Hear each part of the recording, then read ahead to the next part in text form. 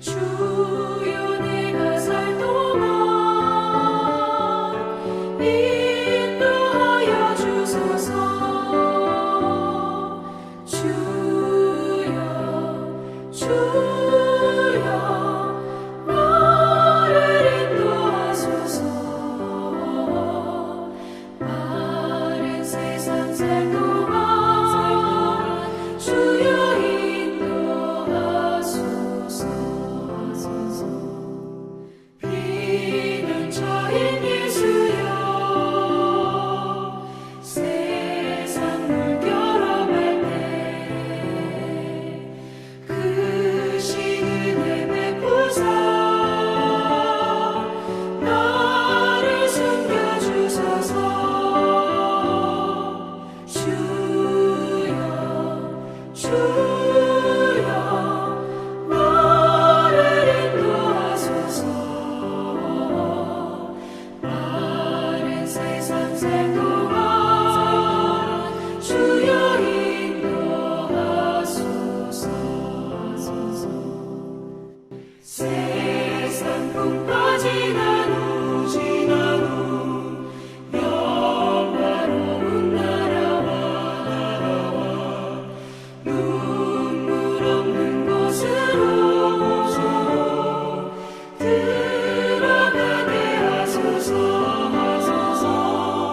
주여 나를 인도하소서. 바른 세상 살 동안 주여 인도하소서.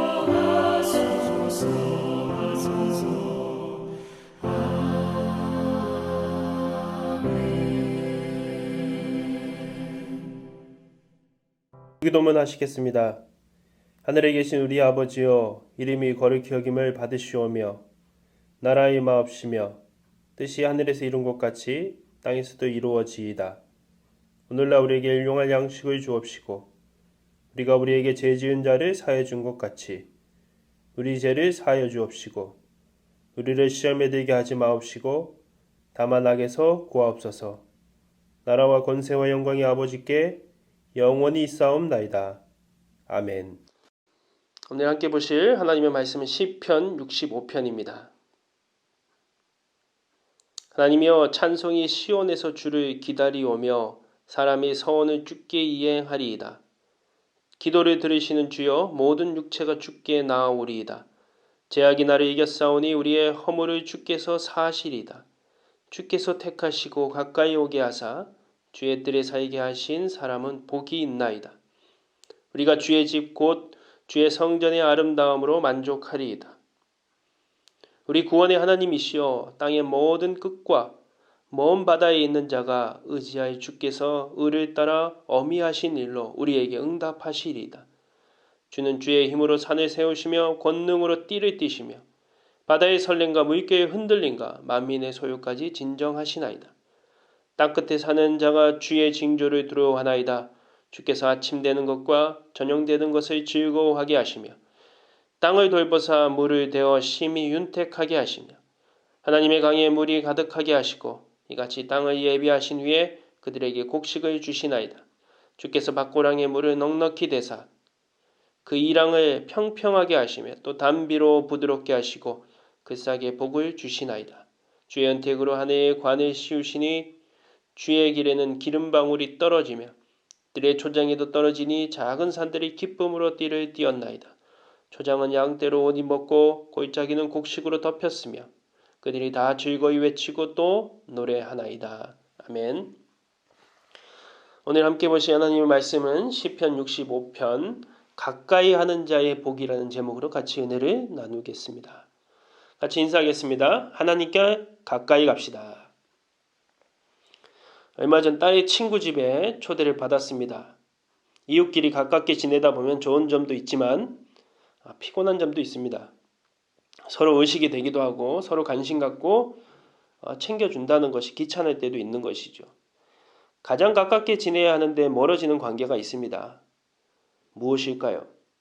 바로 하나님과의 관계입니다. 근데 왜 멀어질까요? 아까 이웃과의 관계처럼 더 귀찮고 힘들고 어려워질 것 같아서입니다. 그냥 주일만 나오면 되는데 교회에 다른 일도 하며 신경 쓰기 싫고 예배도 그냥 주일만 드리면 되는데 수요 예배도 드리고 금요 예배도 드리고 새벽 예배까지 드려야 되니까 귀찮은 것이죠. 시간을 뺏기는 것이 싫은 것이죠. 적당히 거리를 두면서 그냥 편하게 신앙생활을 하고 싶은 것입니다. 교회의 모든 일들이 신앙생활이 중심이 아니라 여러 가지 내가 만나는 회사나 주변의 사람들이나 내 취미 활동이나 그 중에 한 가지이기 때문에 거기에 모든 시간을 소비하기가 싫은 것이죠. 그래서 하나님을 가까이 하기보다는 적당한 거리를 두고 그냥 그 정도 사이에서 신앙생활을 하고 싶어 하는 것입니다. 세상과 교회 사이에서 양쪽의 발을 양다리를 걸치고 그렇게 살아가는 것이죠. 그런데 성경은 이렇게 우리에게 말합니다. 하나님과 가까이 하는 것이 하나님에게 복이 아니라 오늘 하나님과 가까이 함이 우리에게 복이라고요. 정말 가장 좋은 곳, 그곳에 가면은 선물, 정말 내가 상상할 수 없는 선물이 있다는 사실을 알면서 가지 않는 사람은 없을 것입니다. 여러 가지 비유를 통해서 얘기할 때 누가 거기에 오기만 하면은 정말 억의 돈을 준다.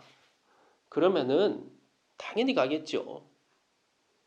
그런데 성경에서 아무리 하나님과 가까이 함이 복이라고 얘기해도 우리는 눈에 보이지도 않고 손에 잡히지도 않고 또 믿어지지 않으니까 가까이 하지 않습니다. 하나님에게 복이 아니라 하나님을 가까이 하는 것은 나에게 복이라는 것입니다.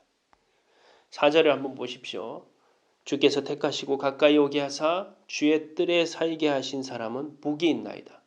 우리가 주의 집 곧 주의 성전의 아름다움으로 만족하리이다. 세상에 수많은 사람 중에 오늘 우리가 교회에 다닌다는 것은 그냥 나온 것이 아닙니다. 오늘 하나님이 우리를 택하셨다는 것이죠. 요한복음 15장 16절에 보니까 너희가 나를 택한 것이 아니요 내가 너희를 택하여 세웠나니 이는 너희로 가서 열매를 맺게 하고 또 너희 열매가 항상 있게 하여 내 이름으로 아버지께 무엇을 구하든지 다 받게 하려 함이라. 그렇게 말씀하셨습니다. 여러분 수많은 교회 중에서 왜 하도교회에 나오셨습니까? 엘리베이터도 없고 에스컬레이터도 없고 물론 요즘엔 자동문은 생겼지만 예전엔 자동문도 없었습니다. 교회에 오면은 요즘은 그래도 환경이 많이 개선됐지만 옛날에는 정말 예배 드린 위에 앉아 있을 곳도 없었습니다. 지금도 주차가 불편하기도 하고요. 지금은 교회 못 나오지만 여러 가지 환경과 시설들이 부족합니다. 그러나 세상에 보면은 정말 백화점 같은 교회들도 있고요. 정말 모든 것들이 잘 돼 있는 화려하고 멋진 교회들도 많습니다. 근데 왜 하도교회에 나오셨습니까? 사실은 내가 택한 것 같지만 오늘 말씀대로 이 요한복음 15장 16절의 말씀을 적용해 보면은 내가 택한 것이 아닙니다. 하나님이 나를 택하여 이곳으로 부르신 것이죠. 오늘 우리가 신앙생활을 하는 이유도 바로 하나님이 나를 택하여 부르신 것입니다. 그리고 하나님께서 오늘 우리를 가까이 하게 하셨습니다. 유대인들이 아니면 사실은 성전의 뜰에도 들어가지 못할 때가 있었습니다. 왜냐하면 성전의 뜰에 들어간다는 것은 하나님이 허락하신 것이고 부르셨다는 뜻이기 때문이었습니다. 하나님의 부르심을 받는 유일한 조건은 그 당시에는 유대인이라는 그들은 선민 사상을 가지고 있었습니다. 유대인이 아니면은 하나님이 택하지도 않으셨고 부르시지 않았다는 것이죠. 그러나 성경은 그렇게 말씀하지 않습니다. 오늘 우리 모두를 오늘 이 자리에 예배의 자리를 사모하는 우리 모두를 하나님은 부르셨습니다. 하나님의 유일한 부르심의 조건은 택하셨다는 것이죠. 내가 잘나서가 아니라 하나님의 주권으로 사랑으로 우리를 택하여 부르셨습니다. 좀 식상한 얘기이긴 하지만 여러분 대통령의 식사에 초대를 받았다고 한번 생각해 보십시오. 한번 초대받고 싶네요. 어떤 음식이 나올지. 근데 왜 초대했을까요? 내가 초대받을 만한 사람이기 때문에 초대를 한 것이죠. 그냥 아무 이유 없이 사람을 초대하지 않습니다. 대통령에게 내가 중요한 사람이라는 뜻이죠. 하나님의 식탁으로 우리를 초대합니다. 내가 그만큼 하나님에게 중요하다는 뜻을 가지고 있는 것이죠. 그런데 대통령의 초대에 나 시간 없어요. 그날은 스케줄이 안 되는데요. 그날은 무슨 문제가 있어서 사실은 가기 싫어요. 아마 정말 이렇게 얘기하는 사람이 있을까요? 그런데 하나님의 초대인 시큰둥한 사람들이 참 많다는 것이죠. 핑계를 대는 사람들이 많다는 것입니다. 늦장을 피우고 때로는 안 오기도 합니다. 왜 그렇습니까? 그것이 얼마나 중요한 것인지, 어떤 의미를 가지고 있는지, 그 진짜 나에게 복이 된다는 사실을 모르기 때문입니다.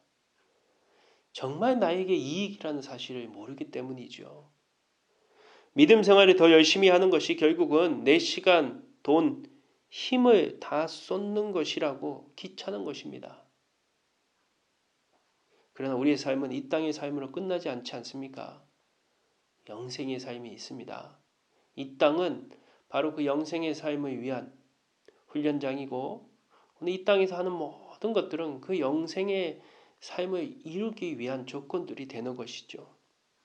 근데 우리는 이 땅의 삶만 보고 있다는 것이죠. 그러나 성경은 이렇게 말합니다. 오늘 누가 뭐라고 하더라도 주님의 초대, 주님의 실탁, 주의 뜰에 살게 하신 이는 하나님을 가까이 하는 자는 복이 있나이다. 누군가를 안다는 것, 특별히 어떤 권력자를 안다는 것. 여러분 대통령이 나의 친척이라든지 예를 들어서 우리 아버지라고 한번 생각해 보십시오. 요즘에는 이런 권력자의 어떤 그런 부분들이 여러 가지 제재를 받기도 하지만 어쨌든 대통령을 안다는 것이 세상에는 얼마나 힘입니까? 요즘도 이런 것을 가지고 사기치는 사람들이 있지 않습니까? 청와대에서 왔다고 청와대에 뒤에 청와대가 있다는 둥 하면서 사기를 치기도 합니다. 그렇다면은 하나님을 믿는다는 것이 더 강력한 힘이지 않겠습니까? 대통령은 5년이 지나면 또 바뀝니다. 권력도 10년이 가는 권력은 없는 것 같습니다. 그러나 하나님은 영원하시잖아요. 하나님을 가까이 하는 자에게 주님의 성전 예배의 자리를 놓치지 않는 자에게 어떻게 하든지 하나님과 만나기 위해서 기도하고 가까이 하려는 자에게 하나님은 그것을 기억하시고 복을 주시겠다고 말씀하십니다. 그 복의 하나님은 어떤 분이시냐? 오늘 6절부터 12절은 기록하고 있습니다. 제가 간략하게 말씀드리면 그 하나님은 산을 세우시고 물결을 진정케 하시며 땅을 윤택하게 강에 물이 가득하여 곡식을 풍성하게 하시는 분이시고 농부가 아무리 씨를 뿌리고 기다려도 단비가 오지 않으면 결실을 맺을 수가 없습니다. 하나님이 단비를 내려 열매를 거두게 해야 되는 것이죠. 세상의 모든 자연의 기쁨으로 띠를 띄우게 키우시는 분이 하나님이시라는 것입니다. 우리 하나님은 세상의 주관자이며 능력의 주님이십니다. 오늘 이런 하나님과 더 가까워지고 싶지 않으십니까? 믿음의 자리가 점점 멀어지는 현실 속에 우리는 살아가고 있습니다. 그냥 하루 한 주 이렇게 한 달이 지나가면은 내가 하나님을 믿었다는 사실도 잃어버릴까 봐 두렵습니다. 또 그렇게 만들어가는 세상입니다. 그러나 믿음의 자리를 어느 곳에 있든지 놓치지 않으려고 하는 사람. 온라인 예배를 통해서도 오늘 이 새벽 예배를 통해서도 수요 예배를 통해서도 또 어떻게 하든지 말씀을 읽고 기도하면서 하나님하고 가까이 하려고 하는 사람. 오늘 그 삶은 하나님이 반드시 기억하시고 이 모든 일들이 끝난 다음에 더 크고 풍성한 복을 누리는 간증이 넘치게 하실 것입니다. 우리 다시 예배의 현장에서 만날 때까지 그 믿음의 간증이 넘치시기를 주님의 이름으로 기도합니다. 기도하시겠습니다. 하나님은 어떤 분이십니까? 세상의 주관자이시고 그 모든 것을 인도하시며 또 큰 권능의 하나님이십니다. 근데 우리는 그 하나님과 가까이 하려고 하지 않습니다. 내 안에 있는 죄의 본성이 하나님과 멀어지게 하려고 하고 이 세상 속에 눈에 보이는 것, 나에게 이익이 되는 것을 쫓아가려고 합니다.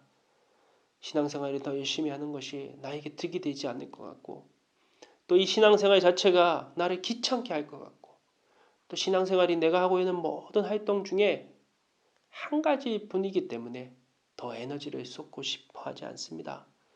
그러나 하나님과 가까이 함은 하나님이 복이 아니라 하나님에게 이익이 되는 것이 아니라 오늘 우리에게 복이라고 말씀하십니다. 왜냐하면 하나님은 온 세상을 만드신 그리고 나를 주관하시고 지금도 가장 좋은 길로 인도하시는 하나님이시기 때문입니다. 하나님과 멀어지게 하는 것들이 넘치는 세상입니다. 또 환경과 조건 속에 살아가고 있습니다.